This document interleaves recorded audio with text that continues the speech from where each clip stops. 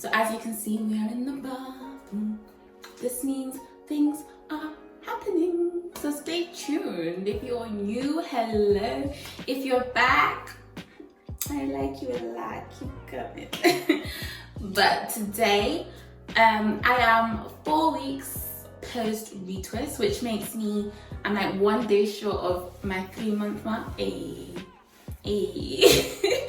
Like if you could see my feet, guys, I'm doing mad footwork. Trust me, footwork. Yeah. But anywho, so if you watched my last video, for those of you that didn't, links above, take a pause, you need to do it. But if you watched my last video, you will know that I have made the decision to try and wait 6 weeks before my next retwist. So what we know is scalp health when you have dreadlocks is everything. So again, this may be a little bit controversial, so disclaimer. People with dreadlocks wash their hair. One more time. People with dreadlocks wash their hair. So, and people wash their hair at different rates, once a week, twice a week, once a month, whatever. So, as my locks are still starter locks and are still forming, some people would advise that you kind of minimize how much water exposure you have to your hair in this time, just to give it a chance to lock. Some people being my loctician. So I've kind of listened as a good child. So I've not done a full wash on my hair by myself, partly because I'm scared of unraveling, partly because she told me not to. What I have done is I've used my rose water as and when I need it. And so in keeping with listening to my loctician, I'm not going to wash my hair, but what I am going to do today is do a scalp cleanse. Now, what is this magical thing I'm holding, you may ask? Well, my lovelies, this is a mixture that I made today. So fresh off the kitchen, fresh out the kitchen, we cooking. This contains witch hazel, which is an astringent, so it's used for wounds, it's used, which can be very beneficial if you think about sometimes with locks, you'd be scratching your locks, you might open wounds, you might, if you have scalp issues, there may be wounds on your scalp. So this is great for clearing all of that up. It's also very high in antioxidant, which means it repairs and prevents any skin damage. And witch hazel is actually often used for dandruff. It's also good for locking in moisture into the scalp, and it's generally good for people who have a dry scalp. This also has apple cider vinegar, which we all know is a natural cure for dandruff. It has a lot of antifungal properties, so it's good for keeping the scalp clean.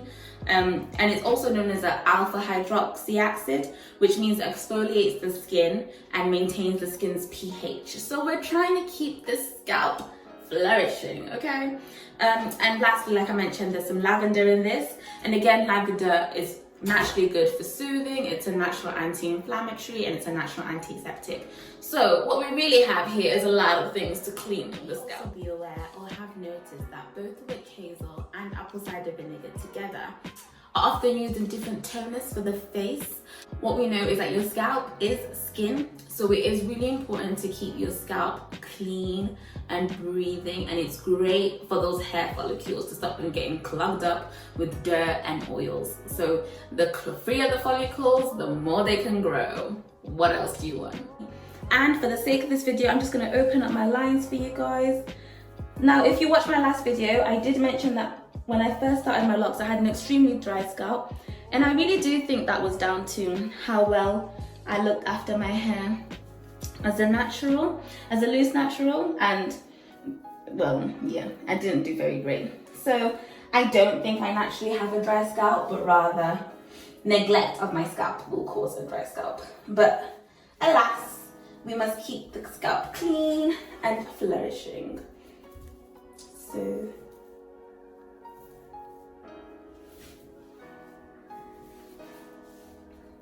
what I'm going to do is take a microfiber towel, and I'm gonna wet this with my solution and put this in between my hair. So what I've often seen people do is, if they don't use a microfiber towel, I've also seen them use just a normal cotton pad. One of the reasons that people tend to use cotton pads is it kind of just allows you to see the dirt. not too fussy about seeing the dirt or not. But for the sake of this video, I'm going to do this half of my edges because I know even if my scalp is flourishing, I'd probably put some oil in my edges. I think I've had some edge control on my edges twice this month. So I know, and I've definitely had makeup on, so I know that they're just collecting the dirt, waiting to ruin my life with it. So, I mean, as you can see, there's a whole bunch of foundation on the bit again, and that's just sitting in my edges. Like, for your sakes, guys, I'm gonna just do a quick micro pad and see if I can notice any difference. Ooh. Guys, I must say this feels lovely. It feels nice. So I'm kind of just, I mean, I have a grid layered pattern, so I don't have natural straight lines through my hair, but I'm just running down a line.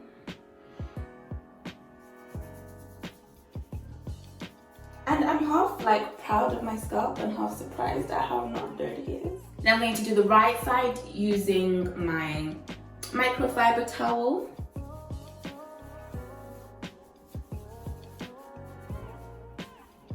So as these are my edges, there generally probably will be dirt from my hair, oil from my face, and just residue from any makeup or anything I've used, I imagine.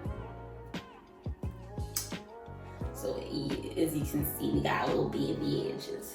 I'm not being fussy about how much I use, guys. I'm just gonna make sure I get it wet and we're good to go. So, ooh, this feels good already. This is making sense. So as I'm going back along my lines, I'm also going individually in between and kind of trying to follow the box pattern to really try and just get into my scalp and really just get this clean. Okay. I'm not going to do this whole process on camera, guys, because we're doing a bit of a treatment today, okay? So I'm gonna just stop this video now and I'll be back once we're done. So I have managed to go through my whole head. And so this is my towel after. As you can see, it was a lighter blue before, so we've definitely used all the surface area. I'm not sure how much you guys can see, but a lot of the actual marks or whatever, or like the dirtiest part of my scalp, were actually around my edges and around the back here as well. So I guess sometimes when we're doing our hair, those probably you're gonna do your edges, you're gonna get a lot of product in your edges, but I think the back, especially when you're putting oil in your hair, because the oil will kind of run down. So I think it's important to make sure you're clearing the very back of your scalp to make sure that there's no oil sitting there and that doesn't cause any spots or any breakouts or anything like that. So, following my scalp cleanse, I'm now going to put in a leave-in spray in my hair just to restore any moisture to my scalp that I might have taken out in the process, but also just to love on my hair. So what I have here is a homemade leave-in spray that I've made for my locks. This contains black rice, hibiscus flower, biraji powder, fenugreek powder, aloe vera juice, and rose water. I've also added some peppermint in for the smell, and some glycerin and some preservatives. So if you want a video on how to make this mix, do let me know in the comments and I got you. I've only, again, this is fresh out the kitchen, and I'm planning to use this maybe 2-3 times a week, hopefully to kind of get some length and to just nourish my hair. So I will give an update on how this goes. But as for today, I'm just using it as part of my routine. So I'm just going to spray a little bit of this into my scalp. It is like a red kind of color, but that is just from the black rice and the hibiscus and the rose water. So it's not an artificial red, it really is just a natural red.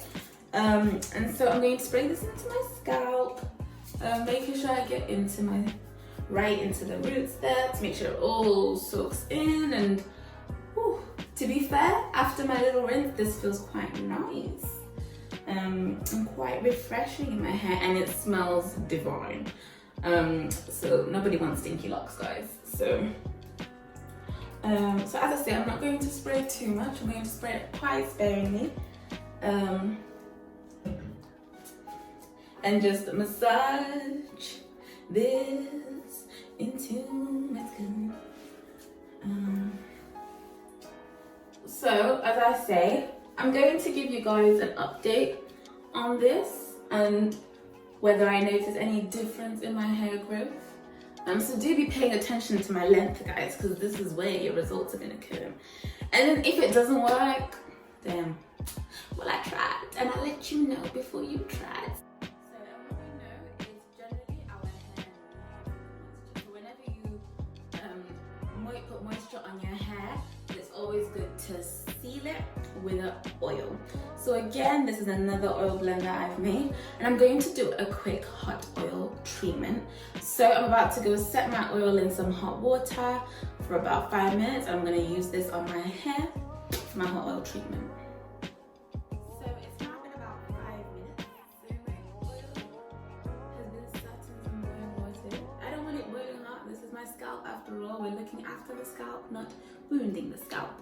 As you can see, we've got a teeny tiny bottle because I'm not planning to use too much, and although most people tend to do a hot oil treatment and wash it out, I am going to leave it in.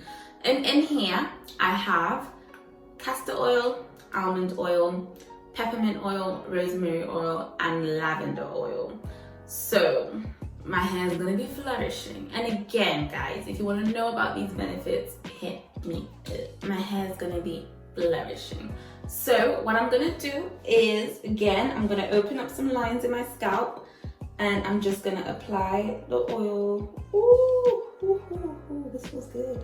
Sorry, that wasn't like a, oh my gosh, this is too hot. This was a, oh, the warmth is nice after all the other stuff I've had in my hair. And so usually, to kind of make sure I cover all bases, I tend to go straight back at first. Guys, this oil feels so good. I'm telling you.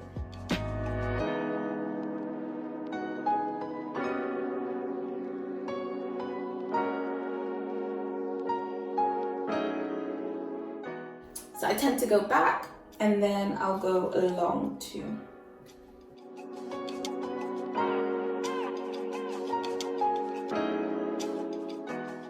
Also, never forget those edges because they need some love too. I probably put way too much in my edges then, but remove. And so what I'm gonna do is, see, I've not really used that much at all, guys. I'm gonna put a quick dollop of oil just in my hands, and just run that through like the tips and the ends of my hair. Again, just to seal in that moisture that we've just put in from that leave-in, to seal in that moisture that we've just put into the scalp, and to just show this hair some love that it needs. Now, I'm going to try and massage this oil in. So I'm gonna just rub that into my hair, make sure my hair's eating that oil up. Guys, this actually feels beautiful. Like, I'm not even washing my scalp today, but this feels amazing. So, in line with a true hot oil treatment, I'm going to put this on my hair, and I'm going to sit under the dryer for about 20 minutes. Stay tuned. So, my hair was under the dryer for 20 minutes. I'm discombobulated. I wish you guys could feel how great my scalp feels right now and how soft my hair feels, and I don't even know what it looks like, but oh my gosh, guys. Oh my gosh. Oh my gosh. It's the oil and some moisture for me. But I know this has been a long video, but thank you for watching, and stay tuned, guys, because this is either going to be great and awesome and I'm going to have luscious locks, or terrible and a lesson for you to learn. So either way, you should stay tuned to find out the outcome, right? But let's hope for the best. Until we meet again.